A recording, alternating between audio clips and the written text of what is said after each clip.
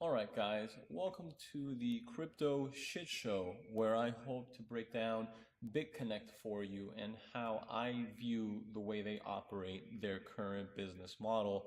I was thinking about making this video roughly a week ago, but when I heard about the whole Thailand event, I thought maybe I wouldn't even have to make it. They would offer news to people, but it turns out that from what I have heard from the YouTube channels that reported on what happened in Thailand, things have only gotten worse, but somehow everyone involved thinks things have gotten better. And, well, let me break that down for you. So let's start with BitConnect. What is the BitConnect business model? Well, in its simplest form, they have trading bots that trade the markets in terms of Bitcoin, and they want my money to put into the bot so that it trades. The bot makes X percent, and then they pay the investors less than X percent. It's about as basic of a system as you could imagine. Everything that they do is valued in terms of dollars. So the way they operate is Bitcoin's going to a bot and everything is valued in dollars.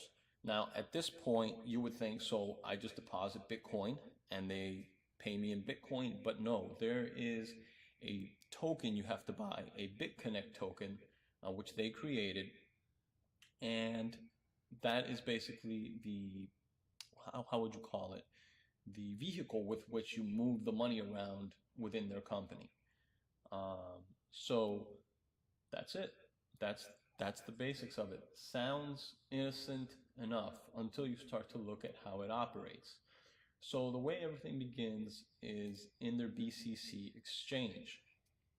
And once you come here, you'll notice that when you come to the bottom, here's the exchange. Okay? Now, you have live orders of buyers and sellers. Now, you will notice that most other exchanges normally have the sum of Bitcoin so that you know how much there is on each side.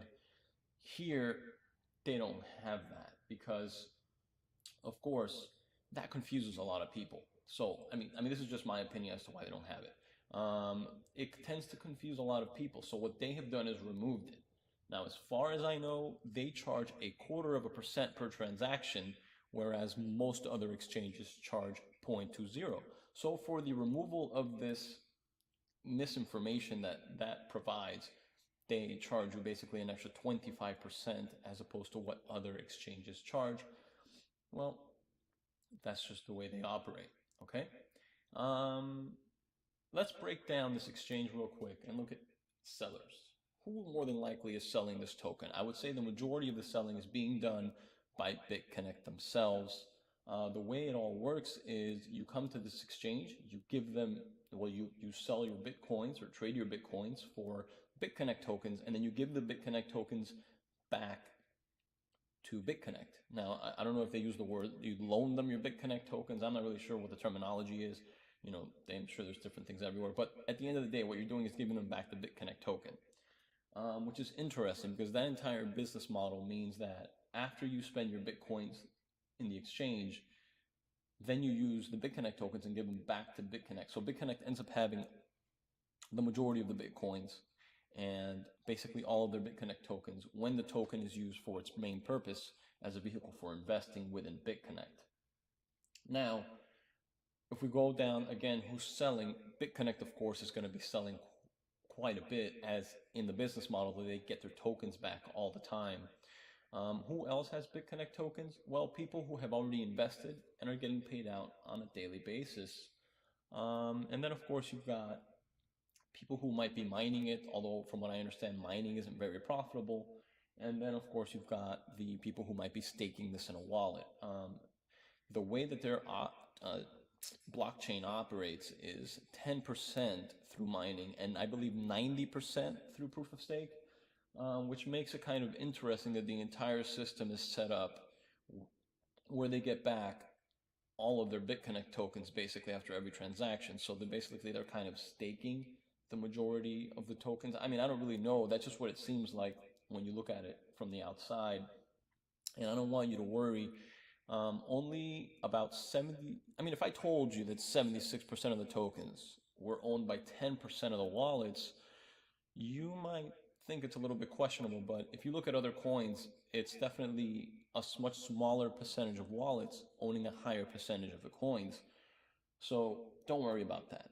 But I did kind of mislead you because it's not actually 10% of the wallets, it's just 10 wallets. 10 wallets in total have 76% of the coins. And I don't know that Bitconnect controls the majority of these wallets, but that is a lot of value in Bitconnect tokens sitting in just 10 wallets. Let's move on from there. So how many people are staking this coin in their wallet? I don't know, because it really would make sense if you bought this token to just put it right into the Bitconnect system. So I don't know how many people are actually staking and then selling. So there are maybe a little bit from miners who are mining this, maybe some stakers, maybe some guys who have put the money in and are getting out, which I'll explain that system really quickly in a second, which is the key to the way that they operate. And then, of course, you've got BitConnect themselves. As far as buyers, miners are obviously not going to be part of the buying crowd. The people who want to stake the coin technically could buy, hold, and stake. But if you've watched a lot of YouTube videos, nobody talks about that. Everybody talks about buying this coin for the most part to give it right back to BitConnect to invest in the loan. And then, of course, you've got what would be the next people who are already invested, which may be trying to get out because they've reached the amount that they're happy with. And then you've got BitConnect themselves. Now, do you think that Bitconnect here is actually buying back their own token? My best guess is no. If this whole thing is a scam and there are no bots, there's no reason for them to be buying back their token. That would make no sense. If they do have the bots, it would be stupid of them to buy back their own token as opposed to leaving the money in the bots so that the bots can day trade with those funds. So one thing that I did hear someone say regarding this exchange is that since the company has its own bots and they can trade, they could actually put the bots onto their own exchange and trade within themselves to move the price of the coin up, or token, whatever this is, up and down, so that they could fund anything they deemed necessary. They could basically fund any operation they wanted by manipulating the price of their token. And this is how somebody who in a YouTube video made this out to be a positive situation. I don't understand how you could be blinded and think that a website, or this particular company being able to manipulate their own coin is a good thing. But that goes to show you that as long as people are getting paid, they'll justify anything that the company can do. Okay, I want to reiterate now, or not reiterate, but I want to specify that in my opinion, this is not a scam. Everything that I just told you, you could see here.